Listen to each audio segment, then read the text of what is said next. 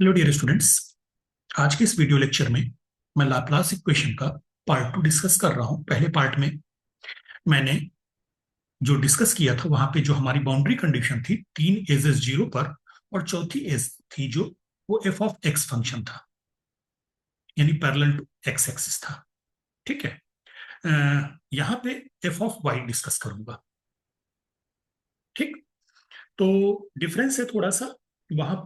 हालांकि करने का तरीका, न्यूमेरिकल करने का तरीका सेम होगा, बाउंड कंडीशन लगाने का तरीका सेम होगा। बस एक छोटा सा डिफरेंस है जो मैंने वहां भी आपसे डिस्कस किया था कि अगर एफ ऑफ एक्स का फंक्शन है, आपका टेम्परेचर फंक्शन ऑफ एक्स दिया होगा क्वेश्चन में, तो आपको एक्स को, ठीक है, पॉजिटिव लेना होगा। ठीक है, यही बोला था आपसे। ठीक है।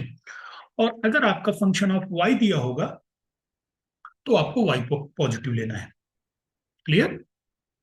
तो चलिए आगे बढ़ते हैं। पहले न्यूमेरिकल पे आते हैं। Solve the Laplace equation debye 2u upon debye x2 plus debye 2u upon debye y2 equals to 0 in a rectangle in the xy plane with boundary condition यहां पर क्या होगी, x zero, x b, zero y, इन तीनों पर temperature zero है, यानी y equal to zero line पर जीरो, y equal to b line पर temperature zero, x equal to zero line पर temperature zero, x equal to a line पर temperature f of y parallel to y axis. ठीक है, चूंकि x equal to a line जो होगी Y axis के parallel होगी ना, तो एफ ऑफ वाई दिया हुआ है, इसको आपको सॉल्व करना है। क्लियर। पिछली बार भी यहाँ पे एफ ऑफ एक्स, पिछले वीडियो लेक्चर में एफ ऑफ एक्स रखा था, यहाँ भी एफ ऑफ वाई ले रहा हूँ। चूंकि मैं फंक्शन यहाँ पे कोई इंट्रोड्यूस इसलिए नहीं कर रहा हूँ कि इनका, इसका जो लास्ट कंडीशन है इसका रोल बी एन की वैल्यू निकालने में होता है। तो अगर यहाँ पे एफ ऑफ वाई है तो आपको half range Fourier sine series solve नहीं करनी होगी। और अगर यहाँ पे वाई का कोई फंक्शन दे दे, जैसे sine y, cos y, a minus b y, two minus y, Y square, तो आपको जो इंटीग्रेशन है उसको सॉल्व करना होगा। तो मेरा बेसिकली पर्पज यहाँ पे आपको फूरियर सीरीज ना पढ़ाकर इसको पढ़ाना है, लाप्लास इक्वेशन। और ये आ जाएगा तो आप ऑब्वियसली है कि यहाँ पर क्वेश्चन टू क्वेश्चन वेरी करेंगे। कोई वाई की वैल्यू या तो आप बी एन निकाल देना, इंटीग्रेशन कर देना, बस चल लाइन आपको और आगे बढ़ानी पड़ेगी। ठीक। तो आते हैं हम लोग, सबसे पहला आपका काम क्या है, एज इट इज जैसे हमने वहां किया था। मैं आपको कंपैरेटिव स्टडी इसलिए बता रहा हूं ताकि आप अगर एक वीडियो देखने के बाद दूसरे वीडियो जब आप देखें तो आपको बहुत ज्यादा प्रॉब्लम ना आए, आप कंपेयर करते हुए आगे बढ़ते चले जाएंगे, है ना। और आपके दिमाग में बातें सेट हो जाएंगी, जिससे आपको हर चीज के अलग कॉन्सेप्ट दिमाग में नहीं बैठाने, बस एक छोटा सा कॉन्सेप्ट बैठाया। जैसे यहाँ पे मैंने आपको पहले ही बता दिया कि यहाँ पे एफ ऑफ वाई है तो मैं वाई को पॉजिटिव लूंगा, एक्स को निगेटिव लूंगा। ठीक है। वहां बोला था कि मैं एक्स, एफ ऑफ एक्स दिया हुआ था तो मैंने एक्स पॉजिटिव लिया था, वाई निगेटिव लिया था। बस खाली कंडीशन लगाना सिखानी है आपको। Given equation is, given equation is del two u upon डेबर x two plus डेबर two u upon डेबर Y two is equal to zero. ठीक। कंडीशंस एक बार हम यहाँ पर जो कंडीशंस दी गई हैं उनको मार्क कर देते हैं, क्या कह रहा है, जिससे आपको एक आसानी रहेगी। एक्स एक्सिस, वाई एक्सिस, ये रहा यू एक्स जीरो। सबसे पहले लाइन लिखिए, ये x equal to zero line है, ये x equal to a line है, ये y equal to zero line है, ये y equal to b line है। ठीक। और यहाँ पे आपको लाप्लास इक्वेशन इस प्लेट में सॉल्व करनी है, जो कि del square u equal to zero है। क्या बोला आपसे उसने कि जो टेम्परेचर्स हैं, x equal to zero line पर 0 degree centigrade, x equal to a line पर एफ ऑफ वाई, बस यहाँ पे आपको मेंशन करना है, बाकी 0 डिग्री पे दिया गया है, 0 डिग्री सेंटीग्रेड, 0 डिग्री सेंटीग्रेड। ठीक है।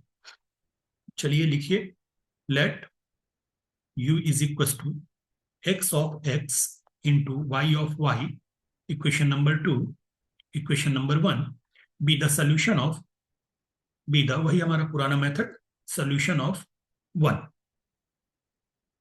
hence 1 becomes, जब ये सोल्यूशन है तो 1 को सेटिस्फाई करेगा, 1 becomes डेबर two X into Y upon डेबर x two plus डेबर two X into Y upon डेबर Y two is equal to zero.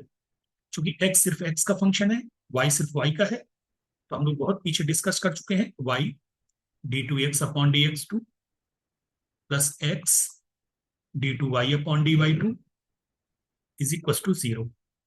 पूरी की पूरी इक्वेशन को आप एक्स वाई से डिवाइड कर दीजिए, तो ये बन जाएगा 1/x d2x/dx2 plus 1/y d2y/dy2 is equal to 0। ठीक है, अब आपको यहां पे आना है फिर से। सो मैंने, जैसे कि यहाँ पे आप देख रहे हो कि यहाँ पे एफ ऑफ वाई दिया हुआ है, तो that means y positive x negative. तो दिस इंप्लाइज वाई को लेफ्ट हैंड पे रोक लो, 1/y d2y/dy2 is equal to -1/x d2x/dx2। बस ये इंपॉर्टेंट बात याद रखना कि जब एफ ऑफ वाई दिया है, वाई के फंक्शन दिए हो किसी एक एंड पर, और ऑब्वियसली वाई के जो फंक्शन दिए जाएंगे वो एक्स वाली लाइन पे दिए जाएंगे, पैरेलल टू वाई एक्सिस दिए जाएंगे।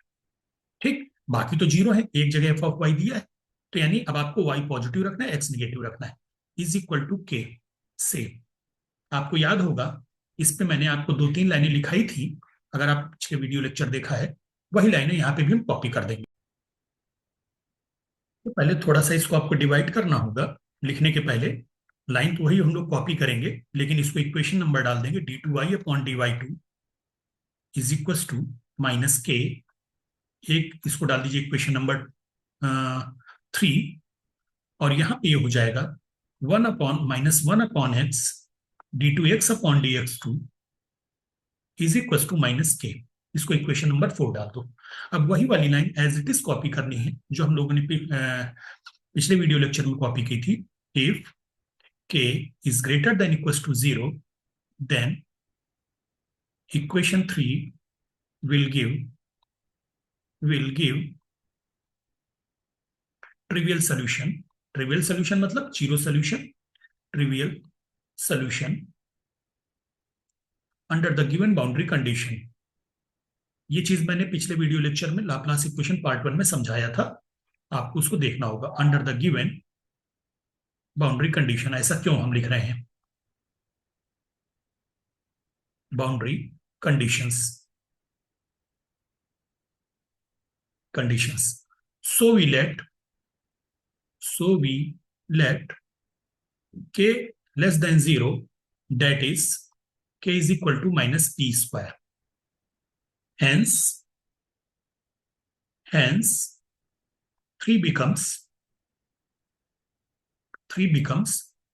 debar 1/y debar 2i debar y2 is equals to -p square, which implies d2y/dy2 plus p square y equals to 0। Simple है, आपको पता है सेकेंड ऑर्डर की इक्वेशन बन रही है। Auxiliary equation is m square plus p square equal to 0। This implies m equal to plus minus pi। Also hence cf equal to c1 e की power py। ध्यान रखना, सॉरी प्लस माइनस वो है ना, pi है, c1 cos y plus c2 sin y and pi equal to 0, particular integral 0 हो जाएगा। Hence जो कैपिटल Y आपका बनेगा वो क्या बन जाएगा, capital Y equal to c1 cos y plus c2 sin y। और जब x का फंक्शन था तो आपने ध्यान रखा होगा वहां c1 cos x और c2 sin x बनता था। ठीक है, and by four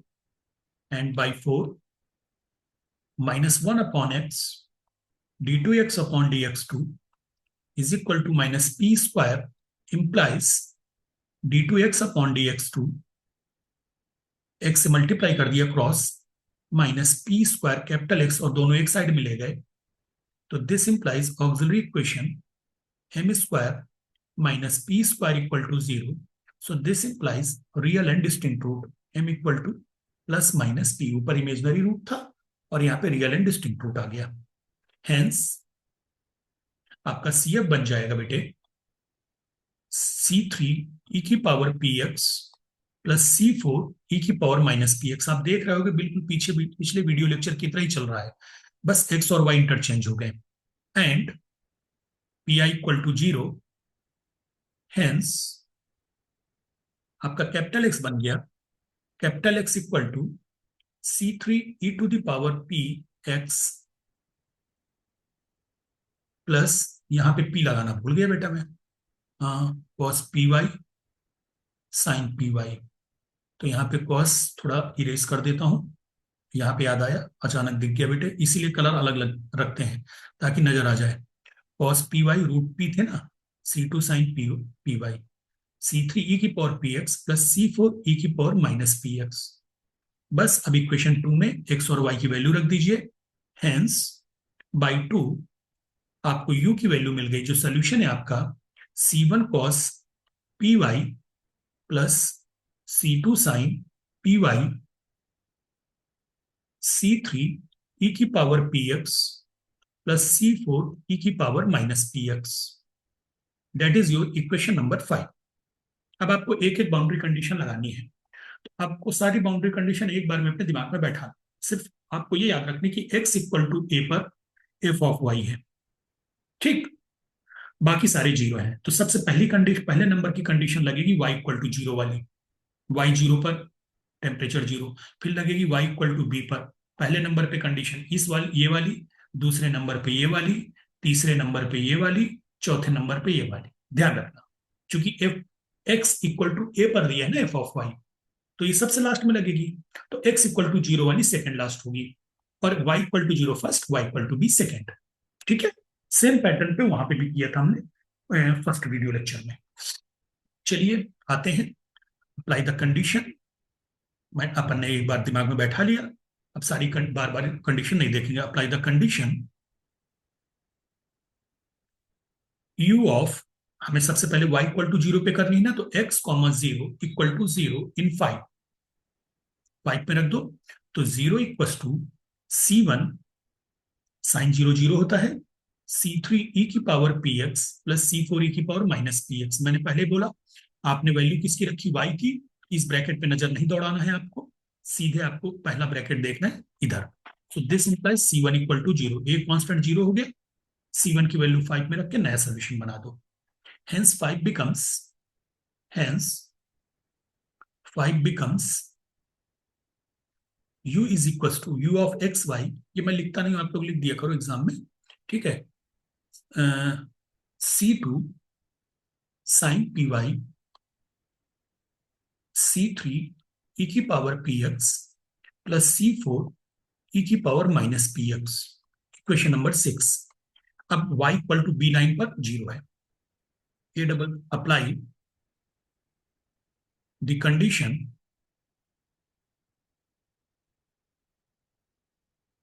u x comma b equal to zero in 6, we gate,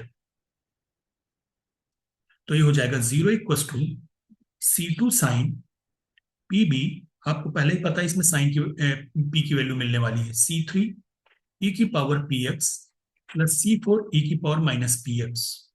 so this implies C2 तो जीरो हो नहीं सकता, तो बचा कौन, साइन पी बी जीरो होने के लिए sine p b equal to zero, और ये ब्रैकेट की तरफ आपको देखना ही नहीं, एक्स वाले ब्रैकेट की तरफ।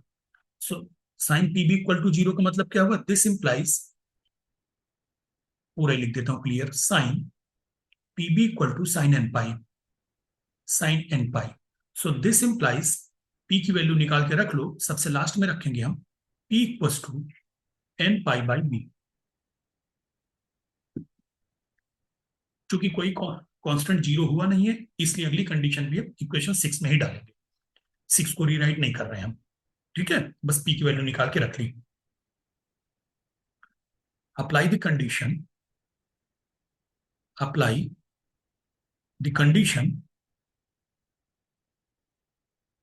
u zero comma Y is equal to zero, X equal to zero line वाली है ना, इन 6 वी गेट, ठीक है, ये कंडीशन रख दी अपन ने, एक्स की जगह जीरो रखना है, 6 पे आए, तो zero equal to C2 sine P Y, और इधर C3 प्लस C4, ई की पावर जीरो क्या होता है, 1 होता है, एक्स की जगह जीरो रखोगे तो यहाँ पे ई की पावर जीरो आ जाएगा, यहाँ पे भी ई की power zero. So this implies, अब इस ब्रैकेट को नहीं देखना चूंकि एक्स की वैल्यू रखी है आपने, C3 plus C4 equal to 0. So this implies C4 equal to minus C3. अब चूंकि यहाँ पे वैल्यू एक, अब सेकेंड लास्ट थी कंडीशन, अब लास्ट कंडीशन लगानी, तो अब सब कुछ समराइज कर दो। हेंस 6 बिकम्स, हेंस क्या बेटे, सीधे सीधे दोनों वैल्यू रख दो। Put the value of P and C, put the value of P and C4 in 6, we get, अब दोनों वैल्यूज रख दो बेटे, है ना, ई की भी और C4 की, क्योंकि तीन कंडीशन आप लगा चुके हो, आखिरी कंडीशन लगानी है। तो बन जाएगा आपका y u of x y equal to C2 sine n pi y upon b, C3 e की power n pi x upon b, minus C4 की वैल्यू माइनस C3 आई थी ना, e की power minus n pi x upon b। C3 और C2 बाहर कर दो, so this equal to C2 C3 sine n pi y upon b, e की power n pi x upon b, minus e की power minus n pi x upon b। ठीक, अब मैं क्या कर रहा हूं, टू यहां मल्टीप्लाई किए दे रहा हूं और टू से यहां डिवाइड किए दे रहा हूं, ये तो कांस्टेंट है, इसके साथ अपन कितना भी अत्याचार कर लें। ठीक, तो ये बन गया 2C2C3 sign n pi y upon b, ई की पावर, हाँ सॉरी, अब ये तो सीधे हमारा फार्मूला बन गया, किसका, ई की पावर अब नहीं लिखना है, ये बन गया sine hyperbolic N pi x upon b. अब बेटे आपको मोस्ट जनरल सॉल्यूशन लिख देना है, the most general solution is, the most, चूंकि एन आ गया ना, general solution is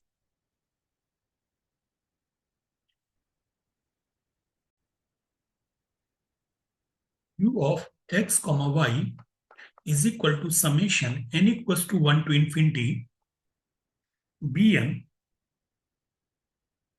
bn sine n pi y upon b sine hyperbolic n pi x upon b। Equation number 7, आखिरी कंडीशन इस पे लगेगी, लगा दो। Apply the condition, apply the condition, condition क्या थी, u of a comma Y is equal to f of y in 7। ठीक, u of a comma y equal to f of y in 7। तो इससे क्या हो जाएगा आपको, f of y equal to summation n equal to 1 to infinity bn sine n pi y upon b sine hyperbolic n pi a upon b। अब ये क्या हो गया बेटे, कांस्टेंट हो गया, ये टर्म आपका पूरी तरह कांस्टेंट बन गया। तो आप क्या लिखोगे, which is a, which is a half range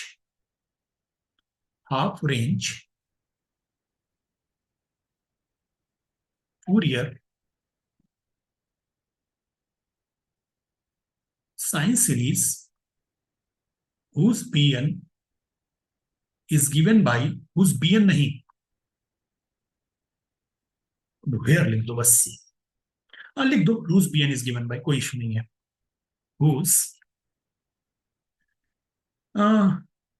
whose मत लिखो यार, where ज्यादा अच्छा आएगा, where bn और ये दोनों मैच कर रहा हूं ना मैं, क्योंकि ये भी कांस्टेंट है bn भी कांस्टेंट है, तो क्या हो जाएगा, यहीं पे कर दें, नहीं अगले पेज पे चलते हैं,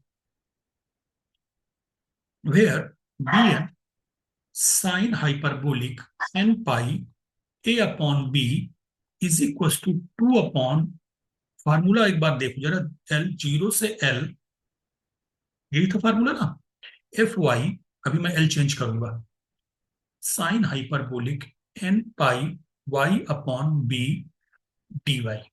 अब बात आती है कि आप एल लोगे क्या, ठीक है, एल का आप क्या लोगे यहाँ पे, क्योंकि ये किसका टर्म है, वाई का, तो ये जो बना है साइन हाइपरबोलिक वाई, या ये यहाँ पे समझो dy है, तो ये जो लिमिट आएंगी आपकी y की आएगी, और y की लिमिट क्या थी, 0 से b। आपने ध्यान दिया हो, प्लेट में एक बार दिखा देता हूं। ये देखो y कहां से कहां था कि y इक्वल टू 0, और ये पॉइंट है y equal to b line. ठीक। तो यहाँ पे जो लिमिट बनेगी, अब y की लिमिट आ जाएंगी। समझ गए? तो ये जो मेरा फार्मूला था, इस फार्मूले में l की बजाय मैं क्या लिख दूंगा, b।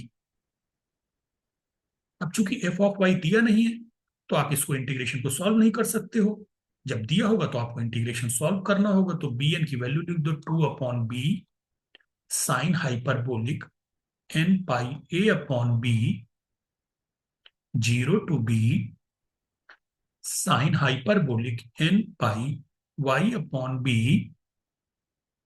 F y d Y.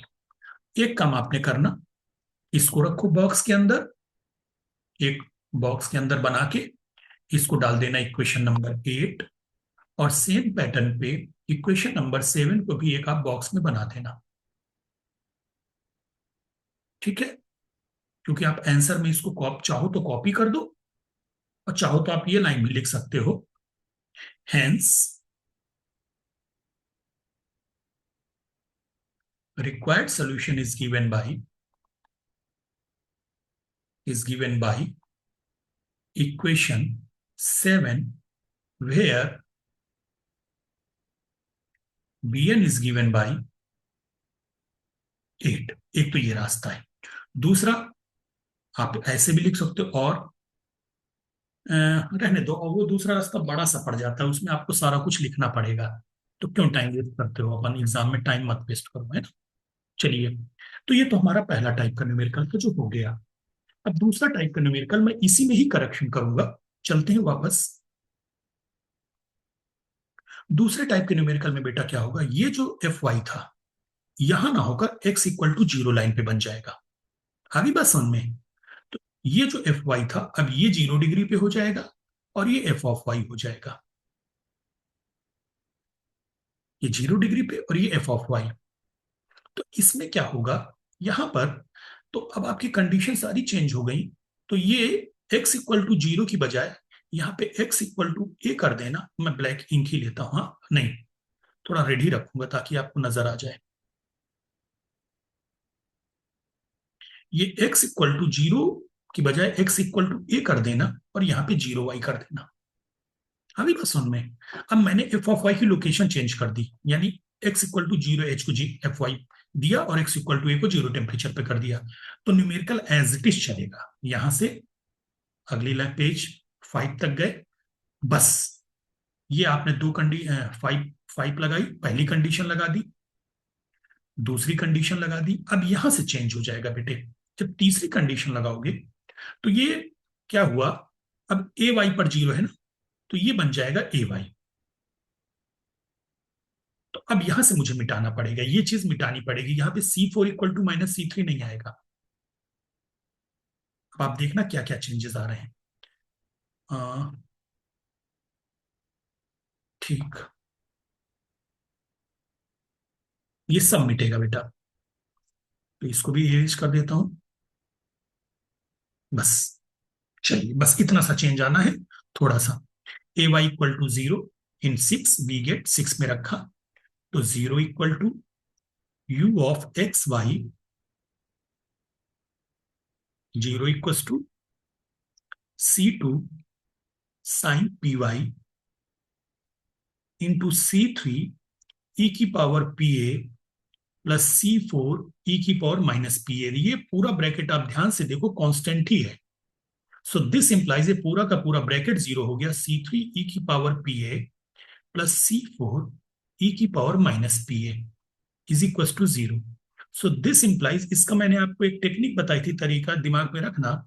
C3 ई की power -P a equal to -C4 ई की पावर -पी ए। जब दोनों कांस्टेंट बराबर हैं, तो किसी एक कांस्टेंट के बराबर होंगे, जिसको मैंने -C/2 लिया।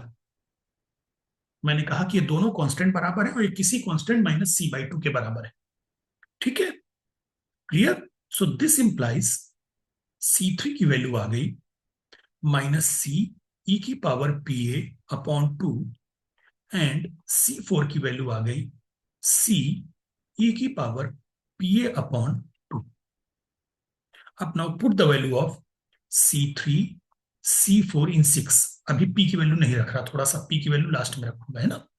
C3 C4 की वैल्यू 6 में रखी. तो ये हो गया u of x y is equal to C2 sine P y bracket close. C3 की जगह रख दिया माइनस सी ई की power P A upon two into E to the power कुछ. हाँ देखो गड़बड़ हो गया ना थोड़ा सा. दोनों साइन एक साथ आ रहे थे ना, मुझे एक्चुअल में गड़बड़ इसलिए दिख गया. यहाँ पे दोनों साइन पॉजिटिव आ रहे हैं, ठीक है. जबकि यहाँ पे मैंने थोड़ा सा एक मिस्टेक कर दी बेटे, ये पी है ना, यहाँ पे मैंने ये कर दिया था. ठीक. तो यहाँ पे ये माइनस पी ए बन जाएगा. दोनों में ई की पावर पी आ रहा था ना, तो माइनस पी ए. ठीक. Into E to the power P एप्स प्लस C4 की वैल्यू क्या है, माइनस सी अपॉन टू, यानी plus C upon two, C upon two E की power P A into E की पावर पी एक्स. और simplify कर दिया C2 into C sine P Y और ब्रैकेट में E to the power P minus P minus A minus X plus E to the power P A plus x upon two. ये क्या है बेटा, ये sine hyperbolic a plus x into p है. ठीक. So u of x y equals to c into C2 sine P Y into sine hyperbolic a minus x into p. अब p की value डाल दो. Put the value of p, put the value of p in above equation.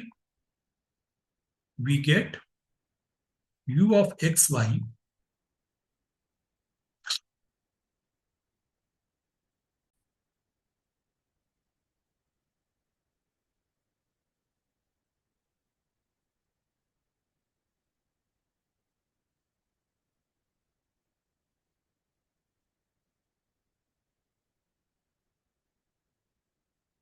अब चूंकि आपने n डाल दिया यहाँ पे, ठीक है.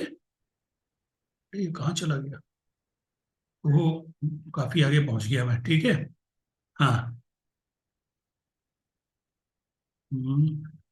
यहाँ पे चूंकि आपने n डाल दिया, तो the most general solution is, the most general solution is u of xy is equal to summation n equals to 1 to infinity bn sin n pi y upon b sin hyperbolic a minus x n pi. हाँ, p n pi y नहीं होगा, sorry, n pi. हाँ, n pi by b, n pi by b.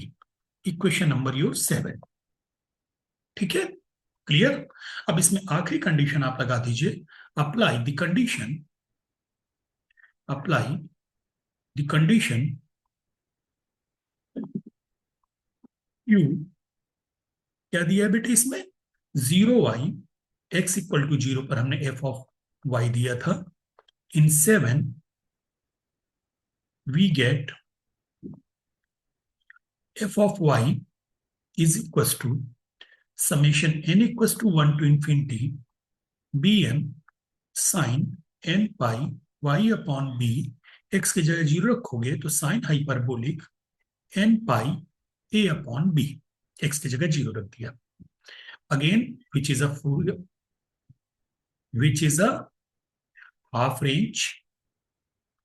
half range Fourier sine series whose, अब चूंकि B N भी constant है, ये भी कांस्टेंट है ना, हुज की वजह, अच्छा हमने अपन ने वेयर वर्ड इस्तेमाल किया था, where B N into sine hyperbolic N pi A upon B is equal to upon, again पीछे डिसाइड कर, डिफाइन कर दिया था कि एल की जगह बी होगा, 0 से B, F Y sine hyperbole, sine N, hyperbolic नहीं, N pi by upon B D Y. So this implies bn equal to sine hyper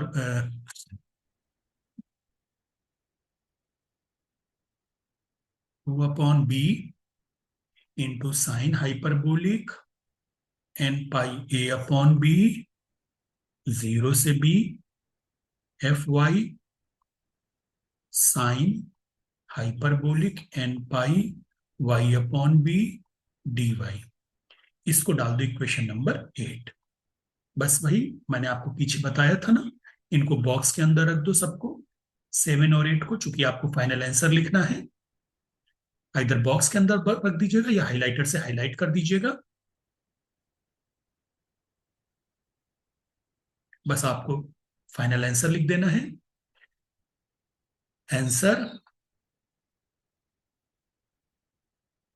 required solution is given by, solution is given by equation 7, where bn is given by equation 8. दोनों numerical में मैंने सिर्फ F of Y लिया है बेटे, कोई Y का function नहीं लिया, but any function of Y. अब अगर आपको एग्जाम में वाई के फंक्शन कोई दे दे, sine Y, Y square, A Y, जो भी दे दे, आप उसको फिर आपको ये इंटीग्रेशन सॉल्व करना होगा. हाँ, एक और बात मैं तुमको बता दूं जो आज तक नहीं बताई, अगर एग्जाम में आपके पास समय बहुत कम है, आपको लग रहा है कि आप इस इंटीग्रेशन को सॉल्व करने में टाइम वेस्ट होगा, तो आप एफ ऑफ वाई की वैल्यू डाल के छोड़ देना और यही चीज लिख देना. तो कई बार मोस्टली टीचर मार्क्स दे देते हैं और कई बार नहीं देते हैं, तो 7 मार्क्स में से 1 मार्क्स डिडक्ट कर देंगे, 6 मार्क्स तो दे देंगे. 5 to 6 मार्क्स है ना.